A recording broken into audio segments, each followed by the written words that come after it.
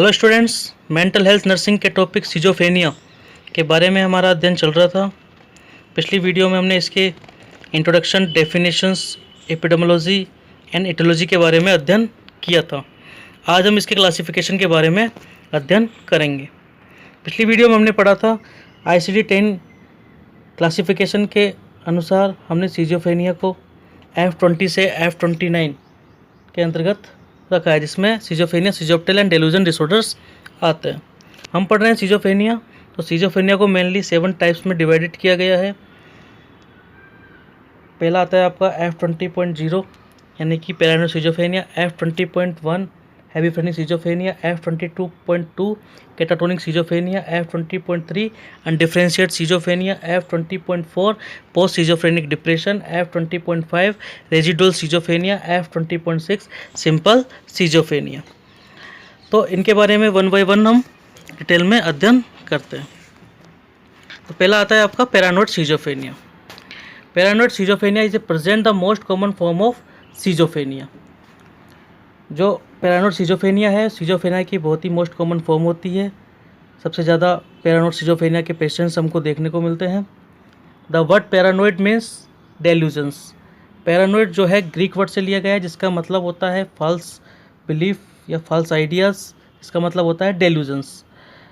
Onset is gradually, इसका जो onset है वो ग्रेजुअली यानी कि धीरे धीरे ये बढ़ता है। कॉमन एज ग्रुप इसके अंदर 15 to 25 ईयर्स ऑफ एज होती है और it has good prognosis if treated early. यदि इसको हमने जल्दी ही ट्रीट किया हमने तो ये इसका जो प्रोग्नोसिस है वो हमको अच्छा प्राप्त होता है। Personality deterioration is minimal and most of their patients are productive and can lead a normal life. Personality deterioration जो है इसका मिनिमल है, यानी कि इसमें पर्सनैलिटी की जो हानि होती है, क्षति होती है, बहुत ही कम होती है और मोस्ट ऑफ जो पेशेंट्स है वो प्रोडक्टिव होते हैं और अपनी जो नॉर्मल लाइफ है उसको आसानी से जी सकते हैं।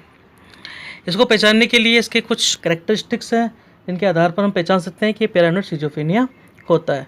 तो पहला जो इसको निम्न जो फीचर्स है उसमें करेक्टराइज किया गया है। जो पहला जो फीचर्स आता है आपका डेल्यूजन ऑफ परसिक्यूशंस।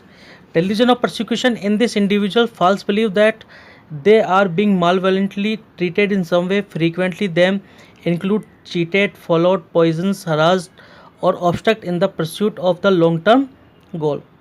यानी कि इसके अंदर जो इंडिविजुअल होता है उसको फॉल्स बिलीफ हो जाता है इसको लेकर के कि उसको क्या है कि एक द्वेषपूर्ण तरीके से क्या है कि ट्रीटेड किया जा रहा है लोगों द्वारा।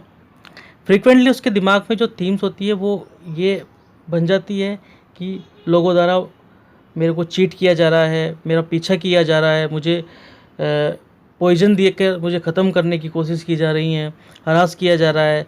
Obstruct in the pursuit of long term goal, यानी कि मेरे जो आगे के जो गोल्स हैं जो मैं पूरा करना चाहता हूँ उनमें क्या है कि वो ऑब्स्ट्रक्ट कर रहे हैं, उनको मैं बाधा पहुँचा रहे हैं। तो इस तरह से उसके दिमाग में जो थीम है ये डेवलप हो जाती है, यानी कि एक फॉल्स बिलीफ उसके अंदर हो जाता है, जबकि ऐसा कुछ होता नहीं है। लेकिन फिर भी उसके जो दिमाग है उसके अंदर थॉट्स है वो इस तरीके से अपने आसपास जो भी उसके आसपास जो भी नियर एंड डियर जो लोग होते हैं उनके प्रति ये थॉट उसके दिमाग में आ जाती है।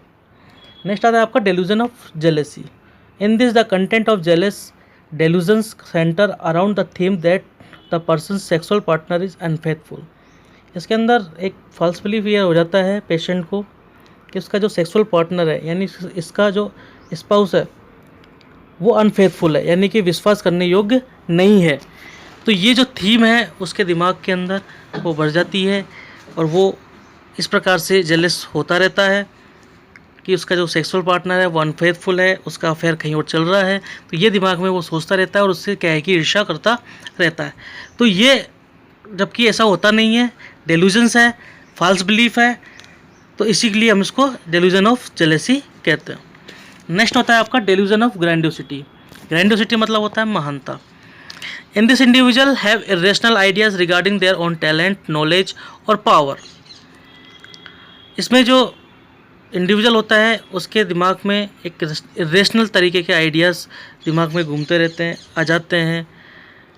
उसके टैलेंट के बारे में, उसके नॉलेज के बारे में, उसके पावर के बारे में। उसको ऐसा लगता है कि उसके बराबर पावर किसी और में नहीं है, उसमें ही सबसे ज़्यादा नॉलेज है, उसके अंदर सारा टैलेंट भरा हुआ है। तो ये एक फॉल्स बिलीफ उसको दिमाग में आ जाता है, उसी प्रकार के जो रेशनल आइडियाज़ हैं उसके दिमाग में आने लग जाते हैं। तो they may believe that they have a special relationship with famous person, उसको ऐसा लगने लगता है कि मेरा किसी फेमस पर्सन के साथ एक स्पेशल रिलेशनशिप है, और एक ग्रेट रिलीजियस लीडर, और वो एक ग्रेट रिलीजियस लीडर है। तो इस तरीके के दिमाग में एक रेशनल आइडियाज़ वो है वो डेवलप होने लग जाते हैं, उसको अपना महानता का बोध हो जाता है जो फॉल्स होता है। ठीक है, तो इसे बोलते हैं अपन डेल्यूजन ऑफ ग्रैंडोसिटी। नेक्स्ट आता है आपका हॉल्यूसिनेटरी वॉइस। हेलुसिनेशंस का मतलब होता है false perception without any stimuli present, यानी कि कोई भी स्टिमुलाई प्रेजेंट नहीं है लेकिन फिर भी आपको वो दिखाई देती है, सुनाई देती है, या और भी फॉर्म में आपको महसूस होती है, तो उसे बोलते हैं हम हेलुसिनेशन। लेकिन हमने पढ़ा था जो आपका हेलुसिनेशन है उसमें मेनली जो आपका हेलुसिनेशन होता है वो होता है आपका ऑडिटरी हेलुसिनेशन। तो पैरानोइड सिजोफ्रेनिया के अंदर भी आपका ऑडिटरी हेलुसिनेशन होता है, जैसे कि थ्रेटन वॉइस और कमांड द पेशेंट्स, यानी कि पेशेंट्स को एक डरी हुई आवाज़ें या फिर कोई पेशेंट को कमांड दे रहा है, इस प्रकार की जो आवाज़ें हैं, डरावनी हुई आवाज़ें हैं, वो सुनाई देती है। एंड विदाउट वर्बल फॉर्म, और कभी कभी बिना किसी वर्बल फॉर्म के भी उसको आवाज़ आती है, जैसे कि सीटी की आवाज़ आना, लाफिंग करना, तो इस तरह की आवाज़ उसके दिमाग में आती रहती है। उसको ऐसा लगता है कि कोई मेरे को सीटी मार रहा है, या कोई मेरे को हंस रहा है, या कोई मेरे से बातचीत कर रहा है। तो इस तरीके से उसके दिमाग में कानों के अंदर जो है वो आवाज़ें घुसती रहती है, इसे ही हम बोलते हैं हॉल्यूसिनेटरी वॉइसेस।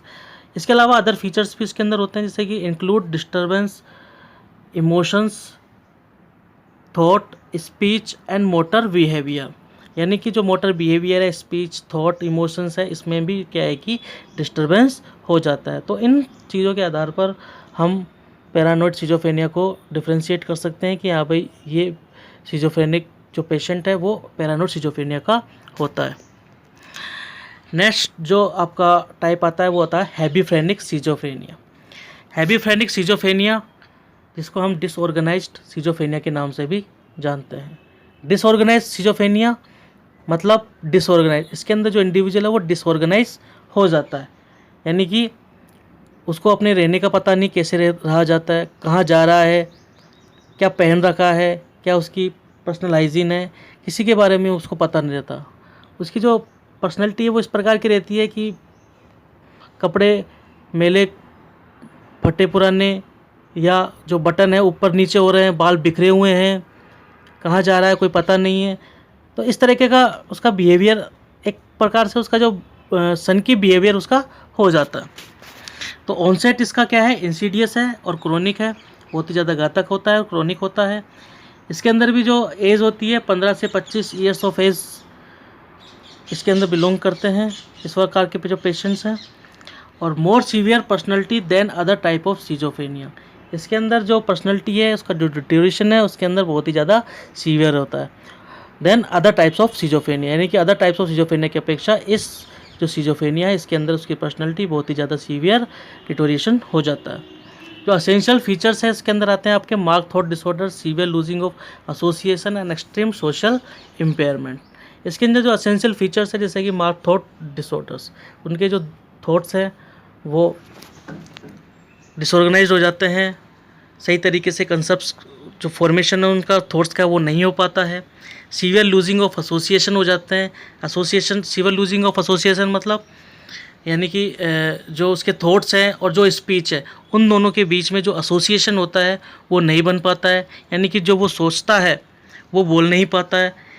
ठीक है, यानी कि एक आइडिया से दूसरे आइडिया की तरह से वो क्या है कि वो जंप कर जाता है, यानी जंप करता रहता है, नहीं कि उसके दिमाग में कोई एक आइडिया आ रहा है तो उसको वो बोल रहा है और बोलते बोलते वो आइडिया क्या है कि उसके दिमाग से हट जाता है, तो वो इरेशनल तरीके से कोई भी आइडियाज़ क्या है कि वहाँ पर बोल देता है। तो ये होता है आपका लूजिंग ऑफ एसोसिएशन, यानी कि association between thoughts and speech, यानी कि आपके थॉट्स और स्पीच दोनों के बीच में जो एसोसिएशन होता है वो क्या है कि आपका लूज हो जाता है। एंड एक्सट्रीम सोशल इम्पेयरमेंट, और आपका जो सोशल इम्पेयरमेंट है वो सोशल जो है वो भी बहुत ज़्यादा इम्पेयरमेंट हो जाता है एक्सट्रीम तरीके से, यानी कि आप समाज से नहीं जुड़ पाते हो, उनके साथ ऑर्गेनाइज नहीं कर पाते हो, किस तरीके से समाज में रहना चाहिए, बातचीत करनी चाहिए, तो वो आपके साथ होता है कि आप उनके साथ नहीं जुड़ पाते हो। नेक्स्ट आता है आपका होल्यूसिनेशन, delusions are changeable and uncommon. इस प्रकार के जो सिजोफ्रेनिया है उसके अंदर एक अच्छी बात ये होती है कि इसके अंदर जो हेलुसिनेशन और डेल्यूजन्स आते हैं वो अनकॉमन होते हैं, यानी कि ज़रूरी नहीं कि उसके अंदर हेलुसिनेशन डेल्यूजन हो, यानी कि ये हो भी सकते हैं और नहीं भी हो सकते, यानी कि चेंजेबल होते हैं। अदर फीचर्स के अंदर इंक्लूड होते हैं जैसे कि सेंसलेस गिगलिंग, मिरर गेजिंग, सिली बिहेवियर, इनअप्रोप्रिएट इमोशनल रिएक्शन। यानी कि सेंसलेस गिगलिंग मतलब बिना किसी कारण के मंद मंद हंसना या मुस्कुराना। मिरर गेजिंग, मिरर को घूरते रहना।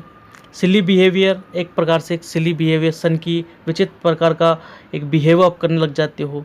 इनअप्रोप्रिएट इमोशनल रिएक्शन, आपके इमोशंस इनअप्रोप्रिएट हो जाते हैं, कहाँ पर आपको हंसना चाहिए, कहाँ आपको रोना चाहिए, इसका आपको बोध नहीं होता है। People show childish behaviour like urinate in appropriate place, resist wearing cloth, poor personal hygiene. तो इस प्रकार के जो सिजोफ्रेनिया है उसके अंदर पीपल है वो एक चाइल्डिश बिहेवियर को शो करता है, यानी कि उसका जो बिहेवियर है वो बच्चे की तरह होता है। जैसे बच्चा होता है वो यूरिनेट कर देता है इनअप्रोप्रिएट प्लेस पर, उसको पता नहीं होता किस जगह पर मुझे यूरिनेट करना होता है, किस जगह पर नहीं करना होता। या रेसिस्ट वियरिंग क्लॉथ, कपड़े पहनने का विरोध कर सकता है, नहीं पहनता है बच्चा, उसी प्रकार से आपका बिहेव हो जाता है, आप भी कपड़े नहीं पहनते हो, विरोध करने लग जाते हो। पुअर पर्सनल हाइजीन, आपकी हाइजीन जो है पुअर हो जाती है।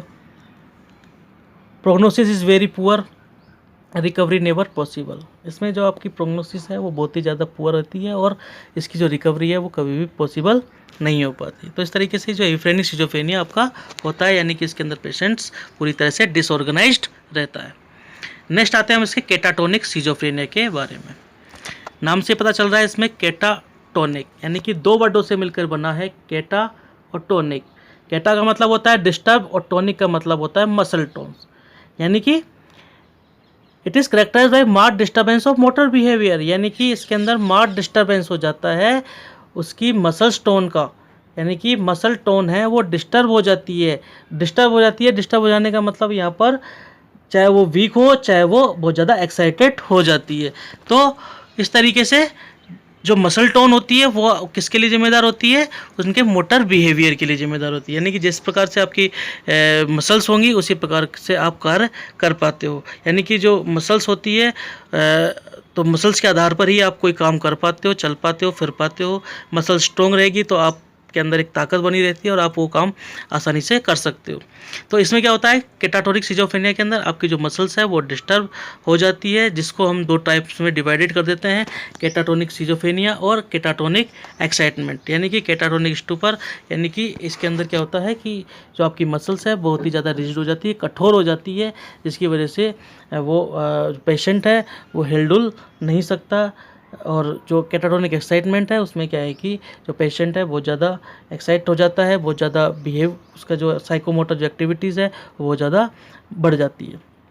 तो ऑनसेट इज़ वेरी एक्यूट और सडन, इसका जो ऑनसेट है वो बहुत ही एक्यूट और सडन होता है, अचानक होता है एकदम। It occurs in earliest 15 to 25 years of age, ये भी 15 से 25 ईयर्स एज में होता है। प्रोग्नोसिस इसका गुड होता है, रिकवरी इसके अंदर पॉसिबल होती है। तो टू टाइप्स हमने बताया था, केटाटोनिक स्टूपर और केटाटोनिक एक्साइटमेंट। तो आइए इसके फीचर्स के बारे में जानते हैं। तो पहला आता है इसका केटाटोनिक स्टूपर। इसके जो क्लिनिकल फीचर्स आते हैं, इसके अंदर पहला जो आता है प्रमुख जो फीचर्स आते हैं आपके, वो आता है पहला rigidity.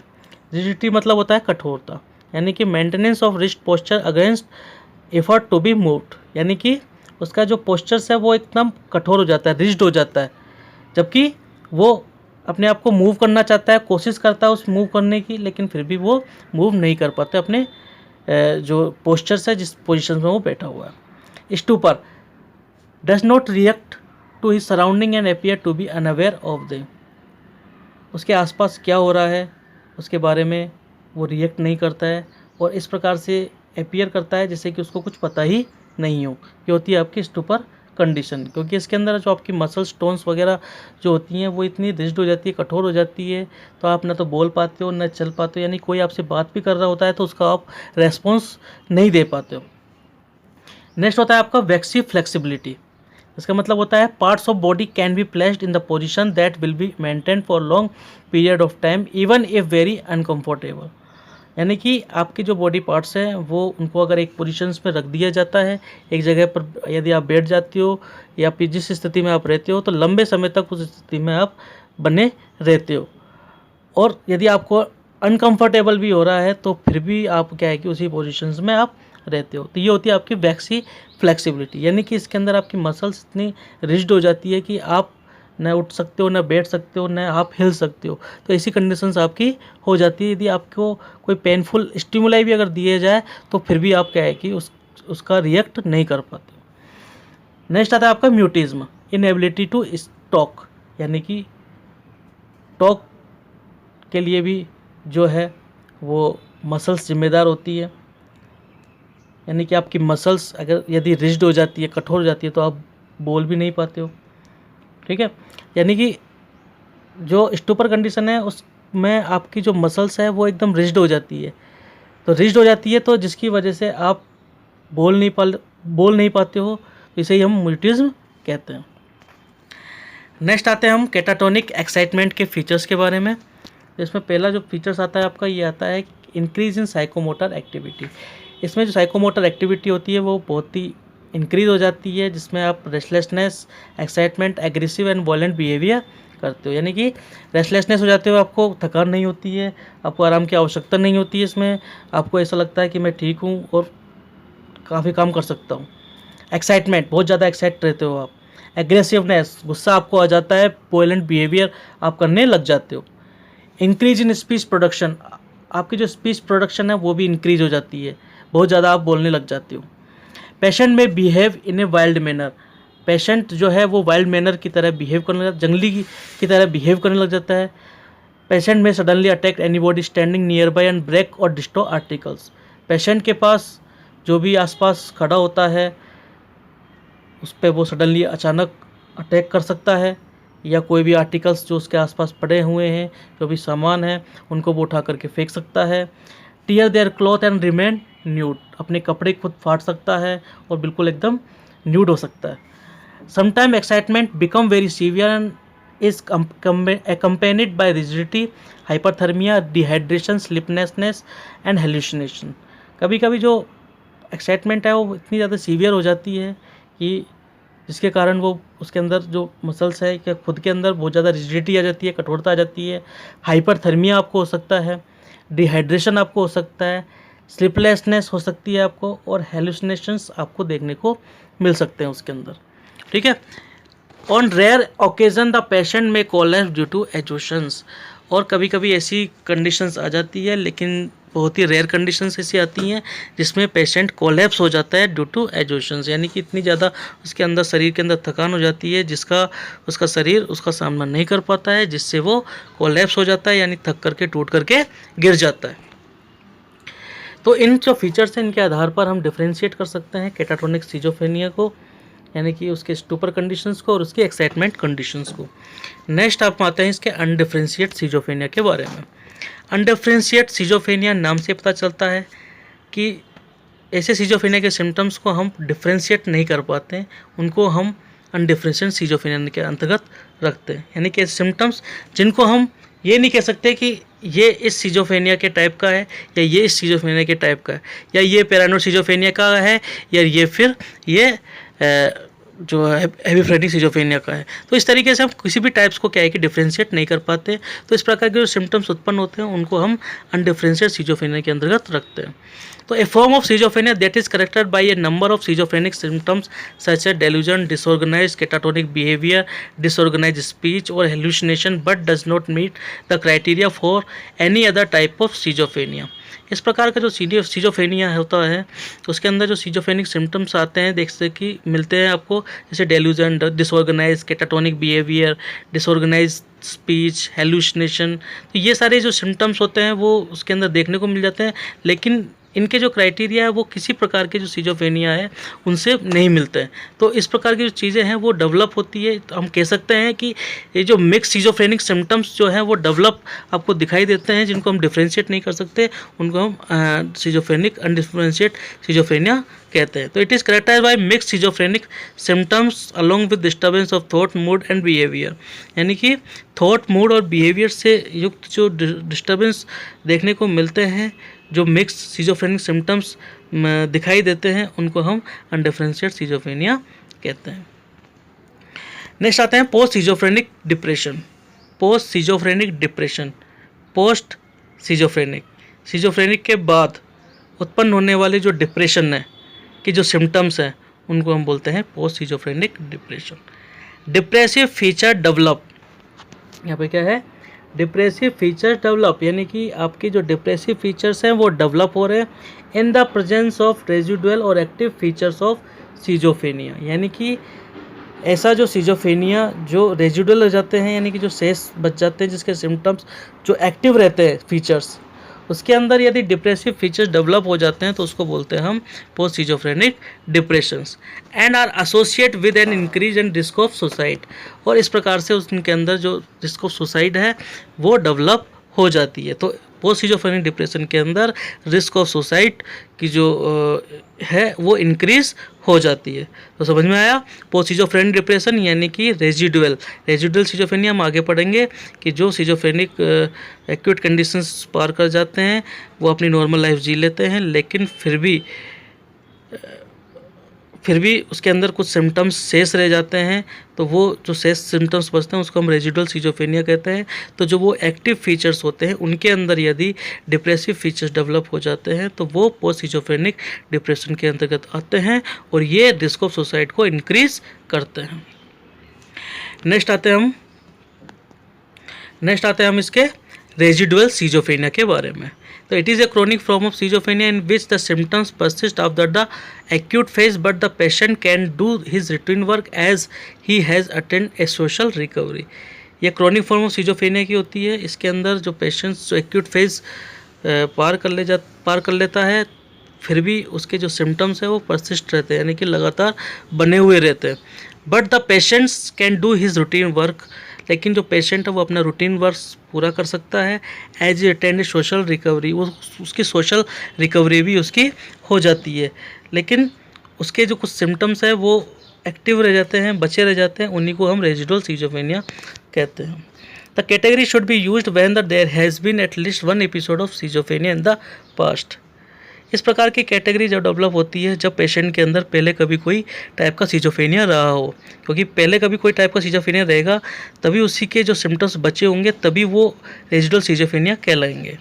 But without prominent psychotic symptoms at present, लेकिन उसके जो प्रोमिनेंट साइकोटिक सिम्टम्स है, यानी कि जो प्रमुख जो साइकोटिक सिम्टम्स है उसके अंदर प्रेजेंट नहीं होते, यानी कि वो जो मुख्यतः जो प्रोमिनेंट जो सिम्टम्स होते हैं उस सिजोफ्रेनिया के वो वहाँ पर यूजुअली सबसाइड हो जाते हैं, लेकिन जो अदर सिम्टम्स है वो एक्टिव रहते हैं, उसे हम रेजिडुअल सिजोफ्रेनिया कहते हैं। Symptoms of residual schizophrenia include, इसके अंदर जो सिजोफ्रेनिया इंक्लूड होता है के जो सिम्टम्स होते हैं वो होते हैं emotional blunting, eccentric behaviour, illogical thinking, social withdrawal and losing of association. यानी कि इमोशनल ब्लंटिंग, यानी कि आपके जो इमोशंस हैं वो ब्लंट हो जाते हैं, यानी कि आपको पता नहीं रहता कहाँ पर मुझे हंसना है, कहाँ पर हमको रोना है, तो आपके इमोशंस हैं इनअप्रोप्रिएट हो जाते हैं, उसको बोलते हैं अपन इमोशनल ब्लंटिंग। इसेंट्रिक बिहेवियर मतलब एक तरह से विचित्र, एक अनोखा आपका बिहेवियर, एक सनकी जो टाइप का जो बिहेवियर है आपका हो जाता है। इलॉजिकल थिंकिंग, आपकी जो थिंकिंग है वो इलॉजिकल हो जाती है, कोई लॉजिक भरी आपकी थिंकिंग नहीं होती है, ठीक है, आप जो भी सोचते हो उसका कोई लॉजिक नहीं होता है। सोशल विड्रॉल, आपका जो समाज से विड्रॉल रहता है, आपका लोगों से बातचीत आपकी कम रहती है, लोग आपसे बातचीत करना नहीं चाहते हैं, समाज से आपका जुड़ाव है वो कम होता चला जाता है। एंड लूजिंग ऑफ एसोसिएशन, और आपके जो थॉट और जो स्पीच है उनके बीच जो एसोसिएशन बना हुआ है वो भी क्या है कि लूज़ हो जाता है। आप जो कहना चाहते हो वो आप कह नहीं पाते हो, तो ये होता है आपका लूजिंग ऑफ एसोसिएशन। तो इस प्रकार के जो सिम्टम्स होते हैं वो होते हैं आपके रेजिडुअल सिजोफ्रेनिया के अंतर्गत आते हैं। जो कोई सिजोफ्रेनिया आपको होता है, किसी टाइप का सिजोफ्रेनिया आपको होता है, तो वो अगर ठीक हो जाता है, यानी कि उसके अंदर पेशेंट रिकवरी कर लेता है, सोशल रिकवरी कर लेता है, रूटीन वर्क अपने कर लेता है, फिर भी उसके बाद जो सिम्टम्स शेष रह जाते हैं वो सिम्टम्स ही क्या है कि रेजिडुअल सिजोफ्रेनिया कहलाते हैं। नेक्स्ट आते हैं आपका simple schizophrenia. Simple schizophrenia is characterised by negative deficient symptoms. Simple schizophrenia को हम करेक्टराइज करते हैं नेगेटिव सिम्टम्स के आधार पर, यानी कि इसके अंदर आपका डेफिशिएट होना होता है, यानी कि कोई भी जो सिम्टम्स हैं वो आपके क्या है कि इसके अंदर डेफिशिएट हो रहा है, यानी किसी चीज़ की आपके अंदर कमी होती है, तो वो होते हैं आपके नेगेटिव सिम्टम। जैसे कि एवोल्यूशन के अंदर मतलब लैक ऑफ मोटिवेशन, यानी कि इसके अंदर क्या होता है आपका जो मोटिवेशन है वो क्या हो रहा है यहाँ पर कम हो रहा है, लेक हो रहा है। Apathy, lack of emotional feeling, यानी कि आपकी इमोशनल फीलिंग्स क्या होती है, लेक हो रही है, कम हो रही है। एनहेडोनिया मतलब लैक ऑफ जो आपका प्लेजरेबल जो एक्सपीरियंस है वो आपका यहाँ पर कम हो रहा है। इमोशनल ब्लंटिंग हो रही है, आपका जो इमोशंस है वो यहाँ पर आपके कम हो रहे हैं, इनअप्रोप्रिएट हो रहे हैं। Lack of initiative, lack of motivations, low activity आप करने लग जा रहे हो, तो ये सारी चीज़ें क्या है कि आपकी कम हो रही है यहाँ पर। तो इस प्रकार के जो सिम्टम्स उत्पन्न होते हैं, नेगेटिव सिम्टम्स उत्पन्न होते हैं, उनको हम सिंपल सिजोफ्रेनिया कहते हैं। इसके अंदर ये बात ये होती है कि विद एब्सेंस ऑफ हेलुसिनेशन और डेल्यूजन ऑफ एनी काइंड। इसके अंदर अच्छी बात ये होती है कि इसके अंदर जो हेलुसिनेशन है और डेल्यूजन है वो एब्सेंस रहते हैं, ठीक है। Onset is early and insidious, का जो ऑनसेट है वो अर्ली होता है और इंसीडियस रहता है। प्रोग्नोसिस इसका पुअर रहता है। तो इस तरीके से हमने आज इसके टाइप्स के बारे में अध्ययन किया। नेक्स्ट क्लास जो होगी हमारी वो होगी हमारी इसके क्लिनिकल फीचर्स के बारे में, ट्रीटमेंट मॉडलिटीज़ और नर्सिंग मैनेजमेंट के बारे में।